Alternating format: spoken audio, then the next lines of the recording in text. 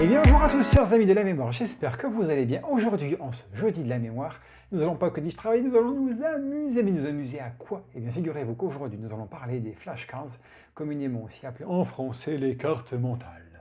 Qu'est-ce que c'est? En fait, je vais vous raconter une petite histoire. Simplement, le début, l'histoire, comment sont-elles apparues? C'est en 1805 par un certain Joseph Lancaster en Angleterre qui a décidé de mettre en place, il était pionnier de l'éducation, de mettre en place ce qu'on appelle communément des cartes de lecture. Et à la base, c'était diffusé dans les écoles pour les pauvres, parce que vous imaginez bien qu'à cette époque-là, les livres n'étaient pas spécialement répandus de façon très commune, et donc c'était pas ouvert à toutes les bourses. Et c'est de là, en fait, où ces cartes de lecture sont apparues, et à la base, c'était pour tout ce qui était phonétique et également l'écriture, donc l'orthographe. Donc ça a aidé beaucoup d'élèves à cette époque-là. Et ensuite, c'est en 1923 que vraiment communément le terme flashcards est apparu et donc carte de lecture a été mis aux oubliettes. Et donc l'apparition dans le dictionnaire anglais Oxford, c'est là effectivement où ce petit terme a été utilisé. Et après, vous imaginez, ça a été répandu, dupliqué et mis à toutes les sauces dans toutes les disciplines. Mais qu'est-ce que c'est une flashcard? Une carte de mémoire. En fait, qu'est-ce que c'est? C'est en fait une petite carte, tout simplement, une petite carte recto verso. Soit vous la découpez, c'est vraiment pour toutes les bourses, ou soit vous achetez des cartes vierges. Et l'idée, c'est d'inscrire sur une partie, donc sur la première face, une question, et de l'autre côté, sa réponse. Ou bien une information, et de l'autre côté, une définition. Ça peut être un symbole chimique dans lequel vous avez donné ici la réponse. C'est vraiment vous qui décidez. Il faut savoir que c'est vraiment quelque chose de très très très puissant qui a vraiment fait ses preuves, que vous pouvez retrouver sur internet. Il y a beaucoup de sites et d'applications, mais ça fera l'objet d'une deuxième vidéo que je vais vous faire jeudi prochain. Et donc c'était important pour moi de vous souligner cet élément-là. Les cartes mémoire sont un outil vraiment très puissant car ils vous permettent à la fois d'apprendre et de mémoriser à votre mémoire à long terme. Donc c'est vraiment, vous verrez, quelque chose qui est très très intéressant. Ce qu'il faut retenir, c'est que ça peut servir pour les tables de multiplication, pour apprendre une langue étrangère, des formules chimiques, des articles de loi, même apprendre l'écriture. Enfin, il y a pas mal d'éléments que je vais vous présenter d'ici quelques instants. Ce qu'il faut savoir, les conseils que je pourrais vous donner sont lesquels? Lorsque vous faites une carte mémoire, n'hésitez pas à la faire vous-même. Personnalisez-la, écrivez-la, parce que rien que le fait déjà d'écrire, ça vous permet automatiquement de pouvoir ancrer l'information dans votre mémoire. Vous pouvez également vous la lire à haute voix lorsque vous l'écrivez. Ça vous permet également d'avoir un deuxième rappel, ce qui est à la fois kinesthésie le premier et le deuxième auditif. Ensuite, lorsque vous avez préparé ces éléments-là, ne restez pas uniquement sur l'écriture, parce qu'il a été prouvé que le fait de jumeler à la fois l'écriture également par l'image, par un dessin, une représentation qui est annexée à votre fiche, augmente sensiblement la mémorisation, parce qu'automatiquement votre cerveau, un petit peu comme les hommes il y a plus de 200 000 ans, qu'est-ce qui se passait, l'homme de Cro-Magnon, l'homme des cavernes, qu'est-ce qui se passait? Lui, automatiquement, il communiquait par des dessins, par la parole, peut-être également de son côté avec quelques dialectes. Mais c'était également les seuls moyens de transmission et les seuls moyens de communication qu'ils avaient et de représentation. Le cerveau est vraiment très très attiré et c'est ce qui retient essentiellement, c'est le fait d'écriture, également d'avoir une image ou une représentation va automatiquement booster cela.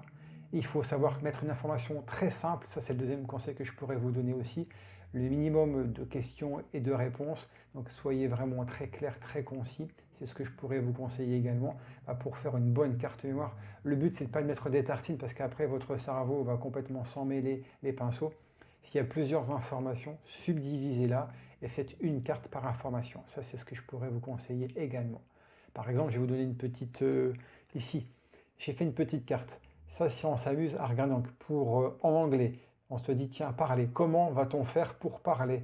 Quelle est la définition? Moi, j'ai fait une petite représentation qui est celle-ci, vous voyez. To speak. Speak, un moyen mnémotechnique, ça c'est aussi un point très important. C'est vous allez faire, en fait, là j'ai fait une petite rose, une petite fleur. Aïe, on se pique. Donc c'est un moyen mnémotechnique. Donc speak, je joue sur la phonétique. Mais vraiment, vous êtes libre de faire ce que vous voulez. Et si vous voyez, j'ai fait une petite goutte de sang au niveau de parler et que l'on retrouve également ici. Donc c'est un petit moyen qui va faire en sorte que le cerveau va mémoriser aussi encore plus l'information. Donc n'hésitez pas à créer des liens, à créer ces représentations phonétiques par des moyens mnémotechniques, par des associations d'idées. Le cerveau, il adore ça, donc rattacher une information que vous ne connaissez pas à quelque chose que vous connaissez ou que vous ne connaissez pas aussi, mais à travers une image, une représentation, un dessin ou simplement le fait de vous dire, tiens, j'ai appris une information qui est celle-ci, à quoi ça me fait penser? Oui, essayez de voir dans différentes catégories possibles. Là, c'est vraiment votre créativité et votre imaginaire qui va également vous aider. Et à travers cet élément-là, on arrive à trouver cette petite solution. Mais il y en a plein d'autres. Donc, je vous invite vraiment à vous amuser et puis à pouvoir utiliser tous ces supports-là, toute votre imagination qui sera, elle vous rendra un service énorme dans le cadre de cet apprentissage. Alors, une fois que les cartes sont réalisées, qu'est-ce qu'on fait? D'une part, il y a plusieurs éléments. La motivation, c'est ce qui va nécessiter d'être dans l'action pour avoir des connaissances actives, le fait toujours de réactiver. Effectivement, il y a une technique qui s'appelle la répétition espacée que j'aurai le plaisir de vous présenter au cours de la vidéo prochaine, donc jeudi prochain. L'idée aujourd'hui, c'est vraiment de voir comment rédiger ces fameuses cartes et comment surtout les interpréter, les utiliser. Donc d'une part, il y a cette part de motivation qui est très importante, de vouloir avoir cette volonté de prendre ses connaissances en main et de se dire, allez, je suis dans l'action, je me motive, j'y vais. Une fois qu'il y a ces éléments-là, il y a la partie réflexion. Ça, c'est d'une part, à la fois quand on prend la carte, il y a ce qu'on appelle une réflexion qu'il faut avoir, à savoir, lorsque je prends la carte, je la regarde, je la visualise, je réfléchis à la réponse et avant de retourner la carte, je dis la réponse à haute voix. Pourquoi? C'est une façon de ne pas être passif ou de faire confiance à sa mémoire à l'intérieur de soi. Souvent, on pourrait se dire, ah, c'est ça la réponse, ok. Et puis, on retourne. Et puis, ah non, mince, c'est pas spécialement ce à quoi j'avais pensé. Et à un moment, on ne sait plus trop. Donc, très important, on regarde la carte, on réfléchit, on dit la réponse. Une fois que la réponse est exacte, on peut également, comme je vous l'ai dit précédemment, le dire à haute voix.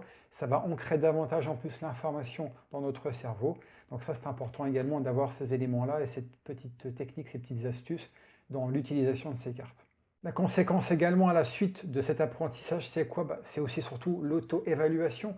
Ça permet effectivement d'utiliser nos facultés métacognitives, ce qu'on appelle aussi JOL, Judgment of Learning. C'est une façon en fait d'utiliser, de se dire, mince, alors comment je suis parvenu à réussir à récupérer cette information, comment je suis parvenu à trouver cette solution. Et le fait de se poser la question également, de dire la réponse à haute voix, permet automatiquement d'ancrer l'information et d'optimiser la mémorisation. Très important aussi, vous avez aussi le fait de, quand vous voyez la carte, à la fois de la travailler dans les deux sens, pas uniquement d'un côté, mais également de l'autre. Donc par exemple, si on prend la carte, c'est to speak ici, simplement to speak, qu'est-ce que ça veut dire déjà? Pourquoi? Parce que le fait de travailler dans les deux sens permet d'optimiser et pas de prendre uniquement le même chemin neuronal, donc on développe d'autres connexions neuronales à la fois dans notre cerveau et on optimise la mémorisation. Et ça, c'est quelque chose qui, dans un rôle, on va dire un principe actif, donc on est vraiment dans l'action et on ne s'arrête pas uniquement à une information, mais on travaille également dans les deux sens. Le fait de travailler donc dans ces deux chemins neuronaux permet d'optimiser, comme je vous disais précédemment, la mémorisation et de retenir et surtout permettre la compréhension de l'information. Ce n'est pas tout de l'apprendre bêtement et simplement, mais également de la comprendre, le fait de travailler avec ces deux parties. Vous avez par exemple ici, pour des enfants, donc M, avec la représentation de l'image de la maison, A pour abeille, S pour serpent. Vous voyez, donc c'est une manière aussi de pouvoir simplement pour l'enfant de se familiariser d'une part avec l'écriture et également après avec l'orthographe, de savoir que ça commence par la lettre S. En plus, le S du serpent, il y a également un moyen de s'en souvenir par la forme. Donc vous avez ces éléments-là. Ce qu'il faut retenir, c'est qu'effectivement, faire confiance à votre mémoire, c'est vrai que c'est très important d'avoir cet état d'esprit-là. Cela ne marche pas pour tout le monde, mais par exemple avec des cartes ici, ça c'est des cartes que j'ai pu acheter à Sébastien Martinez, qui sont pour la table des rappels. Par exemple le 13, si vous regardez par exemple une de mes précédentes vidéos sur le 1, c'est le T ou le D, le M, c'est comme il y a 3 jambages, c'est un M, donc en fait 13 ça fait tam. Donc d'un côté vous avez effectivement le 13, de l'autre côté vous avez le tam-tam. Donc ça c'est une façon de retenir la table de rappel de 0 jusqu'à 100.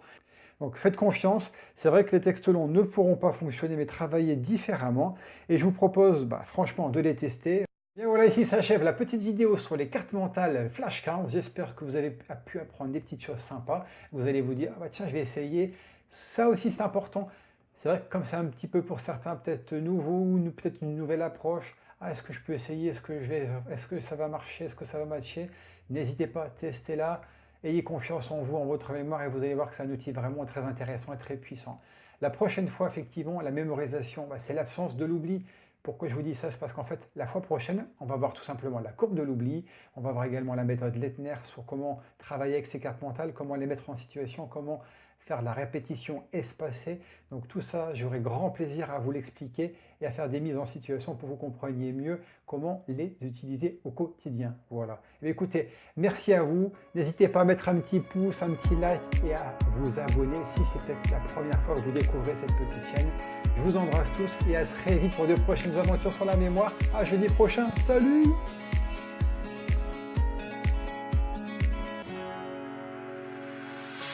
The sun lays so brightly